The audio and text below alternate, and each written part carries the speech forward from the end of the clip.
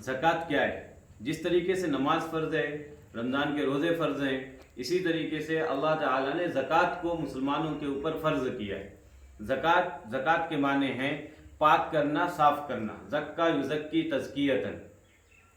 हम अपने माल में से जब अल्लाह तबारक व तआला के हुक्म से 2.5% गरीबों को निकाल के दे देते हैं, तो अल्लाह तबारक व तआला हमारे माल को साफ़ कर देते हैं, हमारे माल को पाक कर देते हैं। और कुरान मजीद में अल्लाह ताला 70 से भी ज़्यादा मरतबा व अकीमुस्सलाता व आतुज़्ज़काता का हुक्म दिया है कि नमाज कायम करो और ज़कात अदा करो। इससे क्या होगा, जब हम ज़कात अदा करेंगे तो हमारी सोसाइटी डेवलप होंगी। हम में से कोई गरीब नहीं होगा, कोई मुफलिस नहीं होगा, किसी के यहाँ भूखे रहने की ज़रूरत नहीं होगी, कोई ऐसा नहीं होगा जो दूसरे के सामने हाथों को फैलाए, अगर ज़कात को हम मुकम्मल तरीके से अदा करेंगे। अब हम आज ज़कात के बारे में कुछ मसाइल मालूम करते हैं। ज़कात कब वाजिब होती है, ज़कात किन चीज़ों पर वाजिब होती है। तो सबसे पहले चीज़ हम देखें गोल्ड। अगर हमारे पास सोना है 7.5 तोला, अगर हमारे पास चांदी है 52.5 तोला, या इनके बकद्र, इनके ही इतने हमारे पास में माल है, कैश है, सेविंग है, या फिर माल तिजारत है। तो 4 चीज़ें हो गई, गोल्ड, सिल्वर, कैश, माल तिजारत। आजकल जो निसाब देखा जाएगा वो देखा जाएगा 52.5 तोला चांदी के हिसाब से। आजकल 52.5 तोला चांदी का हिसाब जो है वो 52.5 तोला चांदी आपको 40,000 के अंदर मिल जाएगी। अगर आपके पास में कैश 40,000 के बकद्र अमाउंट है तो आपके ऊपर ज़कात वाजिब है, ज़कात फ़र्ज़ है, आपको ज़कात देना है। इसी तरीके से अगर आपके पास में थोड़ा सोना है, थोड़ा चांदी है और थोड़ा कैश है, तो आप इन तीनों को मिलाएं और इसके साथ में अगर आपके पास माल तिजारत है तो उसको भी प्लस करें, उसको भी काउंट करें, उसको भी जोड़ें, उसको भी ऐड करें और फिर इन सब का हिसाब लगाएं। जैसे एग्जाम्पल के तौर पे, मिसाल के तौर पे, आपके पास में 20,000 की चांदी है, 10,000 का सोना है और 20,000 कैश है, तो आप इन तमाम को जोड़ लें कि कितनी अमाउंट आपके पास में हो रही है। फिर इसका आपको 2.5% गरीब को निकाल के देना है। अब एक चीज़ जो हम में से आम गलती बैठी हुई है दिमाग में, वो ये है कि हम लोग रमज़ानुल मुबारक का ही महीना समझते हैं कि ज़कात निकालने का महीना यही है। ये बिल्कुल गलत बात है। जिस दिन आप साहिब निसाब हुए, आप इतने माल के मालिक हुए जिन पर ज़कात फ़र्ज़ होती है, तो उसी के हिसाब से आपको वो दिन मुतय्यन करना है। मिसाल के तौर पे आप मुहर्रम में साहिब निसाब हो गए, मुहर्रम में अल्लाह तबारक व तआला ने आपको मालदार बनाया, तो आपको मुहर्रम के महीने में ज़कात निकालना है। आपको रमज़ान का इंतज़ार नहीं करना है, क्योंकि गरीब इंतज़ार नहीं करेगा मुहर्रम से लेकर रमज़ान तक कि रमज़ान का महीना आएगा, साहब चंदा देंगे तो हमारे घर में रोटियां बनेंगी, खाना बनेंगे। बिल्कुल नहीं। ये जो तरीका हमने आम कर दिया है, ये तरीका गलत है। तो जैसे किसी लड़की की शादी हो रही है, तो अगर उसकी शादी मुहर्रम में हो रही है या रबीउल अव्वल में हो रही है, तो वो डेट को लिख दे कि आज मेरी शादी हो रही है, आज मुझे इतना इतना सोना या इतना चांदी, चाहे तो शौहर की तरफ से, चाहे तो ससुराल की तरफ से, चाहे उनके माँ बाप की तरफ से, जो भी मिला है, तो आज मेरे पास ये हैंड ओवर किया गया है। आज अल्लाह ने मुझे क्या बना दिया है, मालदार बना दिया है। अब साल गुजरने के बाद में अगर उसकी शादी मुहर्रम को हुई है या रबीउल अव्वल को हुई है, तो मुहर्रम में ही या रबीउल अव्वल में उसको अपनी ज़कात निकालनी है, रमज़ान का इंतज़ार नहीं करना है। तो ये एक पहली चीज़ कि रमज़ान महीना नहीं है ज़कात का। अगर कोई साहिब निसाब हो रहा है रमज़ान के महीने में, तो उसके ऊपर है कि वो रमज़ान में ज़कात को निकाले। हम पूरा अपना सोना, चांदी, कैश, माल तिजारत किसको कहते हैं? सोना चांदी समझ में आ गया, कैश समझ में आ गया, सेविंग समझ में आ गई।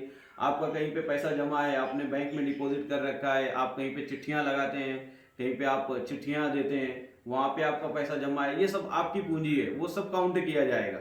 इसी तरीके से माल तिजारत किसको कहते हैं? किसी का जनरल स्टोर है, उसमें माल भरा हुआ है, अब उसमें अंदाज़ा लगाया जाएगा कि माल कितने का है। तो जिसका जनरल स्टोर है उसको पता रहता है कि ये सारी चीज़ें हमारी बेचने की हैं, اور اس میں مال 1 لاکھ کا ہے کہ 2 لاکھ کا ہے. اسی طریقے سے آپ نے کوئی پلاٹ لیا ہے اور آپ کی نیت ہے بیچنے کی, آپ نے کوئی فلیٹ لیا ہے, آپ کی نیت ہے بیچنے کی, آپ نے موبائلس لیے ہیں, آپ نے گاڑیاں لی ہیں بیچنے کے لیے, بزنس کرنے کے لیے, تو ان سے آپ کو زکوٰۃ نکالنی رہے گی. اب مسئلہ رہا کہ آپ کے پاس 4 گاڑیاں ہیں, آپ کے پاس 10 بنگلو ہیں, لیکن آپ کی بیچنے کی نیت نہیں ہے, آپ اس میں رہتے ہیں, آپ ان کا یوز کرتے ہیں, آپ یوز بھی نہیں کرتے ہو لیکن آپ کی بیچنے کی نیت نہیں ہے, تو ان پر زکوٰۃ نہیں ہے, ان پر زکوٰۃ نہیں ہے. اب مثال کے طور پہ آپ نے ساری جمع پونجی, چاندی, سونا, مال تجارت سب کو اکٹھا کیا اور یہ اس کی اماؤنٹ آپ نے نکالا, اماؤنٹ اس کی نکلی 10 لاکھ. کتنی نکلی؟ 10 لاکھ. پھر آپ کو دیکھنا ہے کہ آپ نے کسی کو ادھار دیا ہے کیا, اور وہاں سے آنے کا یقین ہے, جس کو آپ نے ادھار دیا ہے وہ اماؤنٹ ملنے کا اگر یقین ہے تو اس اماؤنٹ پر بھی زکوٰۃ ہوگی. تو سمجھو 2 لاکھ روپیہ آپ نے کسی کو ادھار دیا ہے اور آپ کو یقین ہے کہ وہ پیسے واپس آئیں گے, تو 10 میں 2 لاکھ اور پلس ایڈ کرنا ہے, پلس کرنا ہے, تو ہو جائیں گے 12 لاکھ. اب آپ کو 12 لاکھ میں زکوٰۃ نکالنی ہے. اب آپ کو دیکھنا ہے کہ آپ نے کسی سے ادھار لے رکھا ہے کیا. اب جیسے آپ نے بھی کسی سے ادھار لے رکھا ہے تو اس کو مائنس کریں گے. جیسے 12 میں سے آپ نے 5 لاکھ روپیہ کسی سے ادھار لیا ہوا ہے, تو اب 5 لاکھ کو مائنس کر دیں گے, بچیں گے 7 لاکھ, 7 لاکھ. تو آپ کو 7 لاکھ کی زکوٰۃ دینی ہوگی. اب سب سے سیدھا سا آسان سا زکوٰۃ کی اماؤنٹ نکالنے کا طریقہ یہ ہے کہ جو بھی آپ کی ٹوٹل اماؤنٹ ہے اس کو 40 سے آپ تقسیم کر دو, 40 سے آپ تقسیم کر دو, 40 سے آپ ڈیوائڈ کر دو. بس جو اماؤنٹ آئے گی وہی آپ کو زکوٰۃ میں دینا ہے. اب آپ نے اگر پیسے رکھے ہوئے ہیں حج کرنے کے لیے جمع کر رکھے ہیں, یا آپ نے گھر لینے کے لیے جمع کیے ہوئے ہیں, یا آپ نے اپنی بیٹی یا بیٹے کی شادی کے لیے جمع کیے ہوئے ہیں, تو ان تمام جمع پونجی سے بھی آپ کو زکوٰۃ نکالنی ہوگی, زکوٰۃ دینی ہوگی ان کی بھی. اب اس کے بعد دینا کس کو ہے؟ تو جو بھی غریب ہیں, جو اس نصاب کو نہیں پہنچتے ہیں, یعنی ان کے پاس چاندی نہیں ہے, سونا نہیں ہے, یا کیش اماؤنٹ نہیں ہے, جو اماؤنٹ تقریباً 40,000 کے پاس پہنچتی ہے ان کے پاس نہیں ہے. اور ایک چیز اس میں ایڈ کرنا ہے کہ ان کے پاس کوئی ایسا سامان نہیں ہے جس کو وہ سالوں یوز نہیں کرتے, یعنی مال زائد نہیں ہے, جس کا یوز نہیں ہے ان کے پاس میں. یعنی کوئی غریب ہے, آپ کے پاس میں آ رہا ہے کہ مجھے زکوٰۃ دے دو, میں غریب ہوں, لیکن آپ کو پتا ہے کہ اس کے پاس میں پلاٹ ہیں اور وہ ایسے ہی پڑے ہوئے ہیں سالوں سے, تو ایسا شخص غریب نہیں ہے شریعت کی نظر میں. کوئی شخص آ رہا ہے کہ بھائی میں غریب ہوں, میرے پاس پیسے نہیں ہیں, میرے پاس کچھ جمع پونجی ہے لیکن وہ میں نے گھر خریدنے کے لیے رکھے ہوئے ہیں, یا میرے پاس سونا ہے میں اس لیے جمع کر کے رکھا ہوں کہ جب کوئی مصیبت آئے گی تب اس کو نکالوں گا, میں زکوٰۃ کا مستحق ہوں. تو ایسا شخص بھی زکوٰۃ کا مستحق نہیں ہے, ایسا شخص بھی زکوٰۃ کا مستحق نہیں ہے.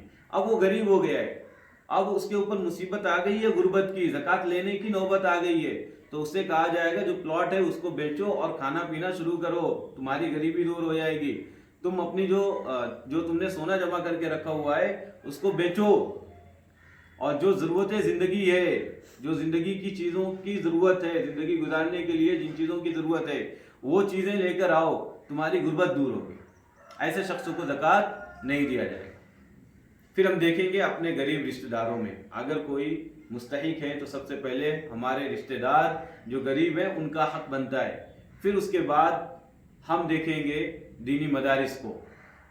دینی مدارس میں جہاں پہ بچے آتے ہیں, پڑھتے ہیں, قرآن کے حافظ بنتے ہیں, عالم بنتے ہیں, مفتی بنتے ہیں, قاری بنتے ہیں, اور پھر دنیا بھر میں پھیلتے ہیں, مسجدوں کے امام بنتے ہیں, مدرسوں کے ذمہ دار بنتے ہیں, مدرسوں کے اساتذہ بنتے ہیں, قرآن و حدیث کو دوسروں تک پہنچاتے ہیں. تو یہ ہے جگہ جہاں پہ ہم کو زکوٰۃ کی رقم پہنچانی ہے, کیونکہ یہ مستحق ہیں, ان کو گورنمنٹ کی طرف سے کوئی فنڈ نہیں آتا ہے, یہ زکوٰۃ اور صدقہ ہی سے مدرسے چلتے ہیں. تو ہم کو 2.5% اپنے مال میں سے غریبوں کے لیے نکالنا ہے. پھر اسی طریقے سے پہلا غریب رشتہ دار جو مستحق ہوں, دوسرا دینی مدارس, تیسرا جو مصرف ہے جہاں پہ ہم کو خرچ کرنا ہے وہ یہ ہے کہ ہم دیکھیں اگر کوئی ٹرسٹ ہے، ٹرسٹ بناتے ہیں، پھر وہ مدد کرتے ہیں غریبوں کی، یتیموں کی، بیواؤں کی. اگر ٹرسٹ پر آپ کو ٹرسٹ ہے، ٹرسٹ پر اگر آپ کو یقین ہے کہ یہ آپ کی زکوٰۃ کی رقم مستحقین تک پہنچائیں گے تو آپ وہاں پہ بھی دے سکتے ہیں. اسی طریقے سے کوئی ہاسپٹلس ہیں اور وہ لوگ زکوٰۃ کی رقم دے کے صحیح جگہ پہ استعمال کرتے ہیں، آپ کو یقین ہے تو آپ ان کو بھی دے سکتے ہیں. تو یہ کچھ جگہ ہوئی جہاں پہ آپ اپنی زکوٰۃ کی رقم دے سکتے ہو. اللہ ہمیں کہنے سننے سے زیادہ عمل کرنے کی توفیق عطا فرمائے اور زکوٰۃ کو مکمل طریقے سے ادا کرنے کی توفیق اور ہدایت نصیب فرمائے. اب اگر ہم زکوٰۃ نہیں دیں گے تو ہمارے اوپر وبال آئے گا. اللہ تبارک و تعالیٰ قرآن میں کہتے ہیں وَالَّذِينَ يَكْنِزُونَ الذَّهَبَ وَالْفِضَّةَ وَلَا يُنْفِقُونَهَا فِي سَبِيلِ اللَّهِ فَبَشِّرْهُمْ بِعَذَابٍ أَلِيمٍ. جو شخص مال جمع کرتا رہتا ہے، سونا اور چاندی جمع کرتا ہے اور اس سے اللہ کے راستے میں خرچ نہیں کرتا ہے، یعنی اس کی زکوٰۃ نہیں دیتا ہے، تو یوم یحمى علیہا فی نار جہنم فتکوی بہا جباہہم وجنوبہم وظہورہم ھذا ما کنزتم.